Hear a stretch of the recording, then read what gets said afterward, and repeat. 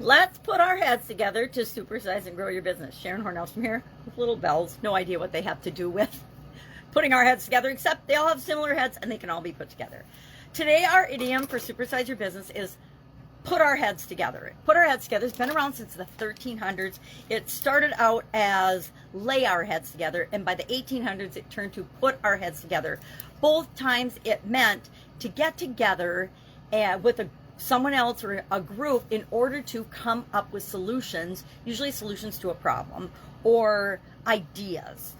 It means to get together, to gather together, and do some collaborative and some group thinking in order to come up with a solution to a problem or to collaborate and brainstorm. It really means collaborative brainstorming, right? And we use that in our businesses all the time. At least I hope you do. I use brainstorming and problem solving techniques in my business all the time.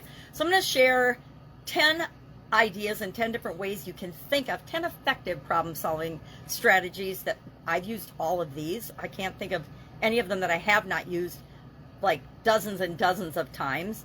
And of course, there's more. I would love if you would share in the comments below your favorite problem-solving strategy or way to collaborate and get together and come up with options and solutions to problems.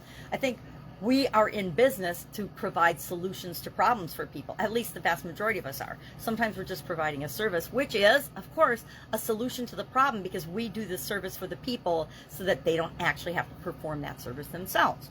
So what are some of these strategies? Let me grab a magnifying glass so I can actually see what it has to say today. Here, everywhere today. 10 effective problem-solving strategies. Number 1, use a solution that's worked before. Use a solution that you've used in the past. Now, I don't know about you, but in order to grow and build and supersize my business, I came up with solutions to problems, and then I supersized, and meaning I spread them to different markets. I shared them with different customers. I shared them with different people and a wider audience, and that is one of the fastest, easiest ways to grow and build and supersize our business.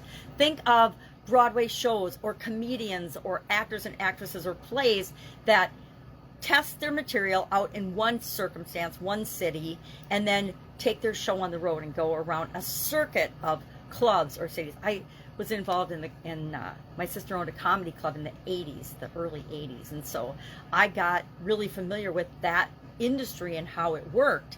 And the comedians would come, they would test different material, and they would test it over and over and over again until they found something that worked. And then when they found something that worked, they would supersize that, meaning they would get a television program, or they would be on a special, or they would take it to the different comedy clubs around the country and perform that same act. We can do the same thing with our businesses and the solutions that we creatively come up with by putting our heads together with other people, either inside or outside our organization. And I would say one of the biggest secrets to expanding and finding solutions that are creative to your industry is to look to other industries, look to other people that have solved a similar problem and say, okay, well, how could I apply that in my industry? So do something that's worked in the past. Secondly, brainstorming is, of course, a great way to problem solve and come up with solutions. Work backwards. This I learned, and I probably learned it in college. I don't remember where I learned it because it's been so long ago, but I found that if I went through a process backwards, whenever I join a new company or a new organization, most people will go through this system forward, but when you go through it backwards, you see where there are gaps or little places, little holes that can be filled in the process to improve it and make it better. So working backwards is a really powerful way to do things. Use the Kipling solution, which I always call the journalistic framework: who, what, where, when, why, and how. Ask yourself those questions in order to make sure you're covering all the bases when you're solving a problem. Sleep on it. Definitely have done this thousands of times in my life. I'll have a problem or a challenge, and I'll ask myself the question before I go to bed: what are some creative solutions to this particular problem? And I'll describe the problem, and I'll say if there's any criteria that I want it to meet for sure. And then I will wake up with either the best solution or multiple possible solutions to explore in order to determine which solution is best for the particular problem at hand. Draw the problem out. Sometimes it just helps to grab a piece of paper and sketch out the problem or the relationships so that you have a better idea of what it actually looks like. Some people are awesome at visualizing and imagining things in their mind. Others not so much, and so it helps to draw out the problem.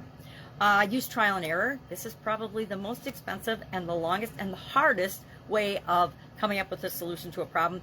Yet, it's probably one of the most popular techniques that people use when it comes to coming up with solutions to problems. And that's just, they try something, and if it doesn't work, they try something else. And if that doesn't work, they try something else. Trial and error. I already said sleep on it.